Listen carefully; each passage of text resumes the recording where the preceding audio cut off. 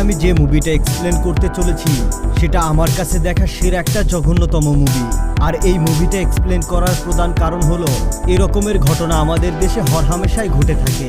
আর শুধুমাত্র আমাদের দেশেই নয়, এটা ঘটে থাকে পুরো বিশ্বের যে কোনো দেশের যে কোনো মর্গে।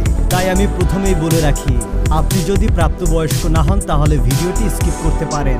তো বন্ধুরা, আর বেশি স্পয়লার দিয়ে মুভির আসল মজাটা নষ্ট করতে চাই না, তাহলে আর বেশি কথা না বাড়িয়ে চলুন সরাসরি এক্সপ্লেনেশনে ঢুকে পড়া যাক। গল্পের শুরুতে আমরা দেখতে পারি যে একটি পার্টি থেকে একজন অ্যাক্ট্রেস অ্যানা ফিটজের বডি পাওয়া গেছে। এর মানে এখন সেই অ্যাক্ট্রেস মারা গিয়েছে আর তার বডিটা এখনো মর্গে রয়েছে। এরপরে আমাদেরকে দুজন বন্ধুকে দেখানো হয়, যাদের মধ্যে একজনের নাম ছিল ইভান এবং সে তার বন্ধু পাওকে হাসপাতালে দেখতে এসেছিল। সেখানে তারা তিনজন একটা পার্টির বিষয়ে কথা বলতে এসেছিল। আর পাওয়ের সেই হাসপাতালের শিফট 1 ঘন্টার মধ্যে শেষ হবে, কারণ সে ওই হসপিটালের মর্গে কাজ করত। এরপরে তারা তিনজন বাইরে চলে আসে এবং সেখানে তারা খুব ড্রিঙ্কস করে। আর সেই সাথে তারা অ্যানাকে নিয়ে কথা বলছিল। সেখানে ইভান পাওকে বলে যে সে অ্যানার ডেড বডিটা একবার দেখতে চায়। এর উত্তরে তখনই পাও না করে দেয়, কারণ এই কাজটা করা একদমই ঠিক ছিল না। আর যদি কোনো প্রকারের ভুল হয়ে যায় তখন পাওয়ের কাজটা হারাতে হতে পারে। কিন্তু অ্যানা ফিটজ একজন নামকরা অ্যাক্ট্রেস আর সে দেখতে ভীষণ সুন্দরী ছিল। সেই কারণে ইভান তাকে বারবার জোর করতে থাকে। এত জোর করার কারণে পাও তার কথায় রাজি হয়ে যায় এবং সে তাদেরকে এমন একটি জায়গায় নিয়ে যায় যেখানে কারোরই যাওয়ার পারমিশন ছিল না।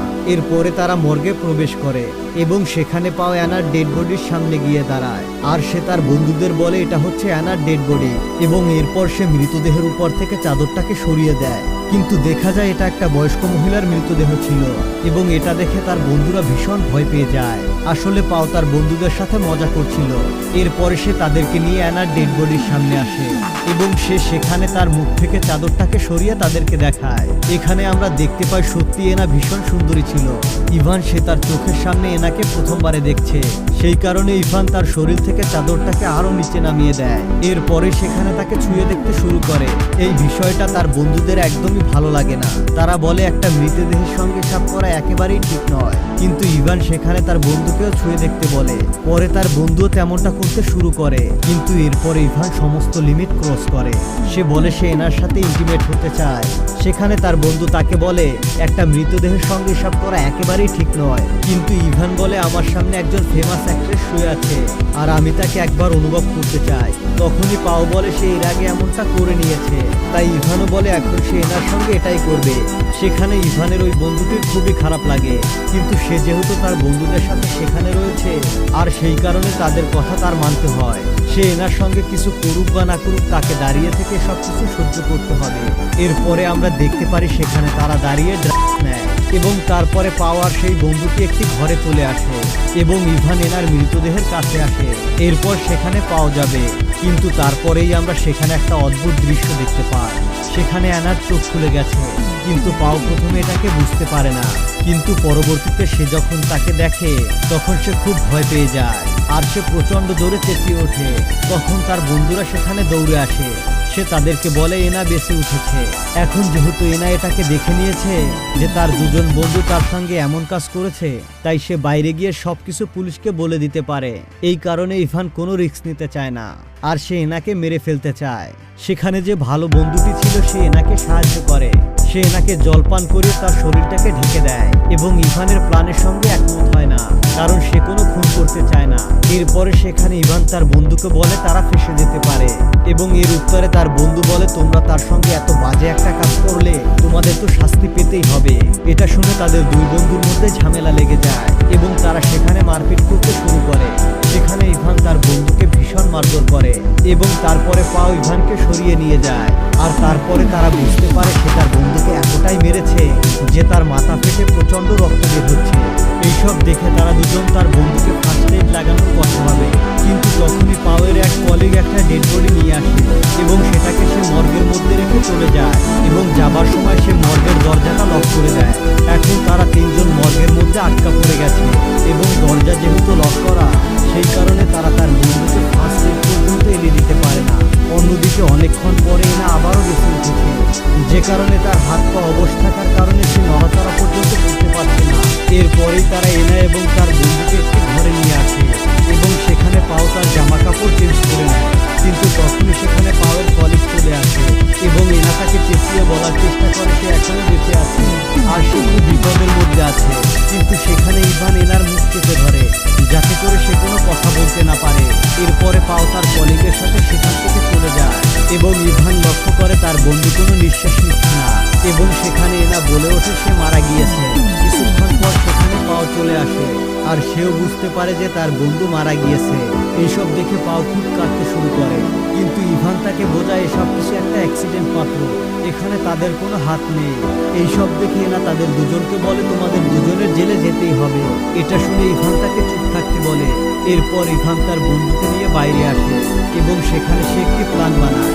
সে বলে আমরা যদি ধরা পড়ে যাই তাহলে আমাদের ফিউচার একেবারেই শেষ, যে কারণে আমাদের বন্ধুর মৃতদেহটাকে আমাদের লোপাট করতে হবে আর এর সাথে সাথে আমাদেরকে অ্যানাফিটসকেও মেরে ফেলতে হবে। অন্যদিকে আমাদেরকে এনাকে দেখানো হয় আর সে কোনোরকম ভাবে নিজেকে স্ট্রেচার থেকে নিচে ফেলে এবং ইভানের সেই মৃত বন্ধুর পকেট থেকে তার মোবাইলটাকে বের করে। আর যখনই সে একটা নম্বর উঠিয়ে ডায়াল করতে যাবে তখনই তারা ভেতরে চলে আসে। তারা তখন তার হাত থেকে ফোনটিকে ছিনিয়ে নেয়। এবার তারা বুঝতে পারে যে এনা সাহায্যের জন্য কাউকে ফোন করেছে, কিন্তু তার সাথে তাদের কথা হয়নি।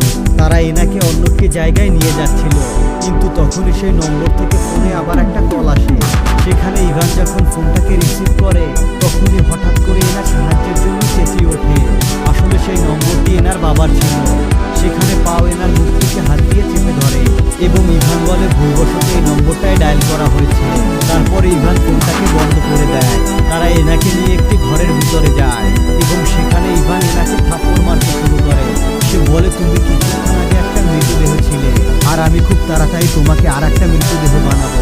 এরপর ইভান পাওকে বলে সে একটা কন্টেনার আনতে যাচ্ছে যেটার মধ্যে করে সে তার বন্ধুর মৃতদেহটা বাইরে নিয়ে যেতে পারবে। সে যখন বাইরে চলে যায় তখন পাও এনার হাত পা বাঁচতে শুরু করে। তখনই এনা বলে যে তুমি এমনটা করো না, তোমার বন্ধু একজন মিথ্যেবাদী, তুমি তো কিছুই করোনি, শাস্তি হলে তোমার বন্ধুর হবে। তুমি হয়তো জানো না সে তোমার বন্ধুকে পর্যন্ত মেরে ফেলেছে। এটা শুনে পাও বলে এটা একটা অ্যাক্সিডেন্ট ছিল। তখনই এনা বলে না, এটা কোনো অ্যাক্সিডেন্ট ছিল না, তুমি যখন তোমার কলিগের সঙ্গে বাইরে চলে গিয়েছিলে তখনই ইভান তোমার বন্ধুর গলা টিপে মেরে ফেলেছে। এটা শুনে পাও হতবাক হয়ে যায়, কিন্তু তারপরেও সে এনার মুখে টেপ লাগিয়ে দেয়। এর কিছুক্ষণ পরে দেখা যায় এনা কোনো রকম ভাবে স্ট্রেচার থেকে নিচে নেমে ফ্লোরে ঘষে ঘষে পালিয়ে যাচ্ছে।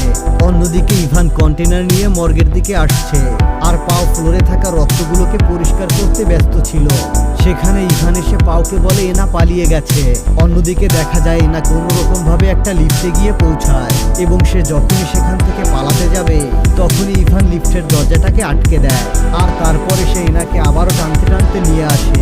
এরপর সেখানে পাও বলে তুমি আমার বন্ধুকে মেরে ফেলেছো, কিন্তু ইভান এটাকে অস্বীকার করে। সে বলে এটা মাত্র একটা অ্যাক্সিডেন্ট ছিল, কিন্তু পাও বলে না, এটা কোনো অ্যাক্সিডেন্ট ছিল না, তুমি তাকে গলা টিপে মেরে ফেলেছো। এইটা শুনে ইভান একটু ঘাবড়ে যায় আর তাকে দেখে মনে হচ্ছিল সে সত্যি সত্যি এমনটা করেছে। এরপর সে বলে যে আমি তেমনটা করিনি আর তুমি এনার কথা একেবারে বিশ্বাস করো না। এরপরে সেখানে পাও ইভানকে বলে যে আমরা এনাকে মারবো কিভাবে। তখনই ইভান বলে আমরা তার নিঃশ্বাস আসতে তাকে মেরে ফেলতে পারি আর এতে করে তাহলে কোনো প্রমাণ থাকবে না। তখনই পাও তাকে একটা কাপড় এনে দেয়, কিন্তু ইভান তাকে মারতে রাজি হয় না আর সেই কাজটা সে পাওকে করতে বলে, কিন্তু পাও এই জঘন্য কাজটা করতে চায় না। আর এখানেই আমি তোমাদেরকে জানিয়ে রাখি ইভান এই হত্যাটা করতে কেন রাজি হচ্ছিল না, কারণ সে এর আগে তার বন্ধুকে মেরে ফেলেছে আর এখন সে পাওকে এই কাজটা করাতে পারলে তারা দুজন মিলে সমান অপরাধে দোষী হয়ে যাবে। তাই সে পাওকে এই কাজটা করতে বলে, কিন্তু তারপরেও পাও এই জঘন্য কাজটা করতে কিছুতেই রাজি হচ্ছিল না। তখনই ইভান পাওয়ের হাতটা ধরে ওই কাপড়টা এনার মুখে চেপে ধরে এবং এনা নিঃশ্বাস না নিতে পেরে আবারও মারা যায়। এরপর পাও বডিটাকে নিয়ে সেটা পরিষ্কার করতে শুরু করে আর অন্যদিকে ইভান তার বন্ধুর লাশটা নিয়ে চলে যায়। মৃতদেহটা পরিষ্কার হলে সেটাকে পাও মর্গে রেখে দেয় আর অন্যদিকে ইভান তার বন্ধুর মৃতদেহটাকে এক জায়গায় ফেলে দিয়ে আবারও মর্গের দিকে ফিরে আসে। পাও যখনই ওই মর্গ থেকে একেবারে বেরিয়ে যাবে তখন সে শেষবারের মতো এনার মুখটাকে দেখতে চাইছিল আর সে যখন কাপড়টাকে সরায় সে দেখতে পায় এনা এখনো বেঁচে আছে। তাকে বেঁচে থাকতে দেখে পাও এনাকে বলে, তুমি একেবারে চুপচাপ থেকো। আসলে এর আগে এনা যখন পাওকে বলে দিয়েছিল যে ইভান তার বন্ধুকে মেরে ফেলেছে, তখনই তারা একটা প্ল্যান করে ফেলেছিল যে যখনই তারা এনার নিঃশ্বাস আটকাতে যাবে তখনই সে যেন মারা যাবার অ্যাক্টিং করে। এতে করে এনা এতটাই ভালো অ্যাক্টিং করেছে যে ইভান কিছুই বুঝতে পারেনি। এরপর সেখানে ইভান চলে আসে। এরপর তারা সেখান থেকে বেরিয়ে চলে যাচ্ছিল। তখন ইভান তার ওয়ালেট চেক করে দেখে সেখানে তার আইডি কার্ড নেই। তাই সে আবারও পুনরায় মর্গে যেতে চায়, কিন্তু পাও তাকে আটকানোর অনেক চেষ্টা করে। যখন ইভান আবারও মর্গের মধ্যে প্রবেশ করে তখন সে দেখতে পায় এনা এখনো বেঁচে আছে। আর তখনই সে পাওয়ের উপর আক্রমণ শুরু করে। সে তার গলা টিপে ধরে, কিন্তু যেহেতু ইভান তার আগের বন্ধুর মতো পাওকে মারতে চায় না, সে কারণে সে তাকে ছেড়ে দেয়। অন্যদিকে এনা পেছন থেকে এসে একটা ছুরি দিয়ে ইভানের উপর আক্রমণ করে এবং সে কিছুক্ষণ পরই মারা যায়। পাও এটা দেখে এনাকে বলে, আমাদের তো এমনটা করার কথা ছিল না। কিন্তু তখনই এনা একটা ছুরি দিয়ে পাওয়ের উপর আক্রমণ শুরু করে, আর এরপর পাও সেখানে মারা যায়। আর সিনেমাটা এখানেই শেষ হয়ে যায়। তো বন্ধুরা, কেমন লাগলো এই অসাধারণ গল্পটি তা অবশ্যই কমেন্ট করে জানাবে। আর আমি এই সিনেমাটা এক্সপ্লেন করার জন্য আগে থেকেই ক্ষমা চেয়ে নিচ্ছি। আমি এটা তোমাদের সাথে এই কারণেই শেয়ার করলাম কারণ এই ধরনের ঘটনা আমাদের দেশে সহ বিভিন্ন দেশে হরহামেশাই ঘটে থাকে। তোমরা দয়া করে কেউ আমাকে ভুল বুঝবে না। তাহলে দেখা হচ্ছে পরবর্তী